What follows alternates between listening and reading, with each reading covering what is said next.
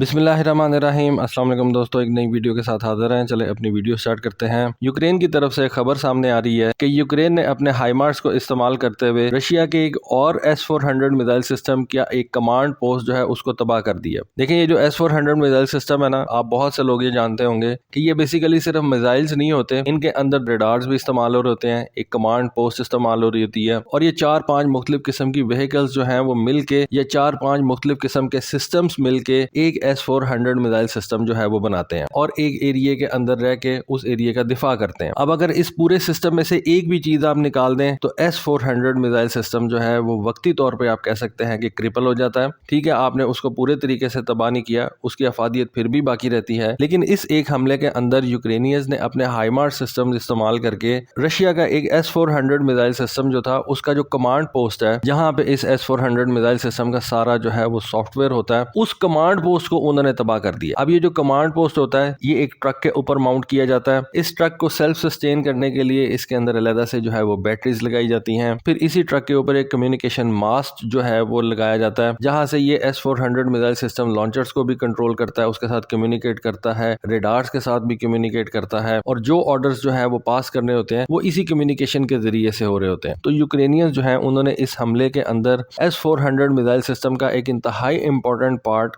जो कि उसका कमांड पोस्ट सिस्टम था उसको तबाह कर दिया। मिसाइल्स अपनी जगह पे मौजूद हैं, रेडार्स अपनी जगह पे मौजूद हैं, लेकिन इन सब चीजों को ऑपरेट करने के लिए, कंट्रोल करने के लिए जो एक जगह थी आपने उसी को तबाह कर दी। अब ये एक सिस्टम का कमांड पोस्ट है। अगर आप अंदाजा करें कि आप एक पूरी फौज का जो मेन कमांड पोस्ट सिस्टम होता है उसी को तबाह कर दें तो ठीक है, आपके पास सारे एसेट्स मौजूद रहते हैं, लेकिन उनको इस्तेमाल कैसे करना है, किस तरह से करना है, उसमें आप नाकाम हो जाते हैं और इंतहाई जदीद असला होने के बावजूद भी आपके वो किसी काम का नहीं होता। अब ये एक तस्वीर सामने आई है जिसमें देखा जा सकता है कि 55K6E जो कि इस S-400 की एक मोबाइल कमांड पोस्ट है वो तबाहशुदा हालत में आपको नजर आ रही है। इस कमांड पोस्ट को यूक्रेनियंस ने हाइमार्स के स्ट्राइक के जरिए से 20 मई को तबाह किया था खैरसन रीजन के अंदर। ये खैरसन रीजन के अंदर एक वेयर हाउस में कमांड पोस्ट थी और वहां पे इसको तबाह किया गया और उसके बाद इसकी तबाहशुदा हालत में तस्वीर जो है वो हमारे सामने आई। ये कमांड पोस्ट जो है इसको डिजाइन इस तरह से किया जाता है कि ये एक व्हील चेसी के ऊपर रखी जाती है। इस व्हील चेसी के आगे यूरैल ट्रक जो है वो इस्तेमाल किया जाता है और जैसा कि मैंने आपको बताया कि इसको सेल्फ सस्टेन रखने के लिए बैटरीज इस्तेमाल की जाती हैं। एक RF data link coverage footprint जो है इसको दिया जाता है और ये कमांड पोस्ट जो है वो एक से ज्यादा S-400 मिसाइल सिस्टम के लॉन्चर्स जो है उनको कंट्रोल करता है। और ये जो मुख्तलिफ किस्म के S-400 लॉन्चर्स होते हैं जिनके अंदर मुख्तलिफ किस्म के S-400 के मिसाइल्स रखे जाते हैं, क्योंकि आपको ये भी पता है कि S-400 मिसाइल सिस्टम में एक किस्म का मिसाइल नहीं इस्तेमाल होता। S-400 मिसाइल सिस्टम इंतहाई लॉन्ग रेंज वाला है,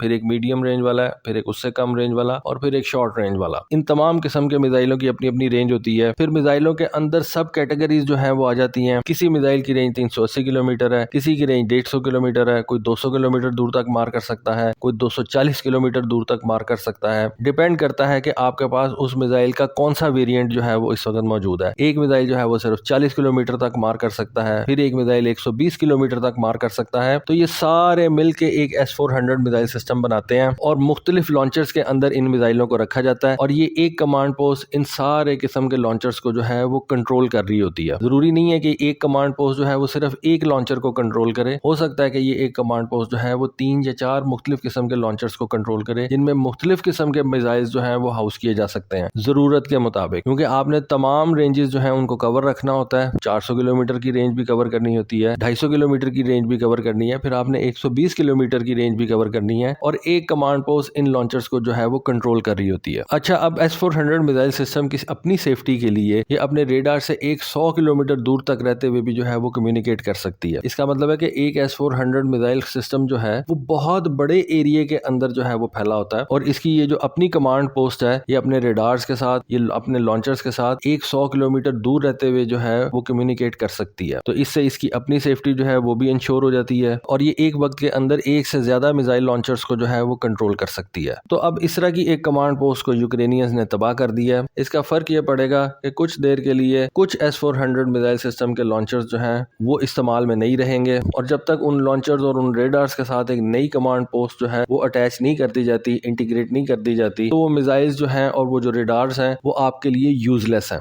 तो इस तरह से भी आप एक मिसाइल सिस्टम को जो है वो क्रिपल कर सकते हैं, उसकी अफादियत को ख़त्म कर सकते हैं। ज़रूरी नहीं कि आपने उसके मिसाइल लॉन्चर्स ही तबाह करने हैं, आपने उसका जो है वो रेडार सिस्टम ही तबाह करना है वो ज्यादा जरूरी होता है, क्योंकि रडार अगर आप तबाह कर देंगे तो मिसाइल लॉन्चर जो है वो फायर ही नहीं किए जा सकेंगे। अगर लॉन्चर ही तबाह हो जाएंगे तो मिसाइल ही खत्म हो जाएंगे। लेकिन अगर आप इवन कमांड पोस्ट भी तबाह कर देंगे तो रडार्स और लॉन्चर जो है वो भी किसी काम के नहीं रहेंगे। तो दोस्तों ये थी एक छोटी सी वीडियो, छोटी सी इन्फॉर्मेशन। होपफुली आपको आज की वीडियो, आज की इन्फॉर्मेशन पसंद आई होगी। कमेंट सेक्शन में अपनी राय से जरूर आगाह कीजिएगा। आज के लिए बस इतना ही। Thank you. Allah Hafiz.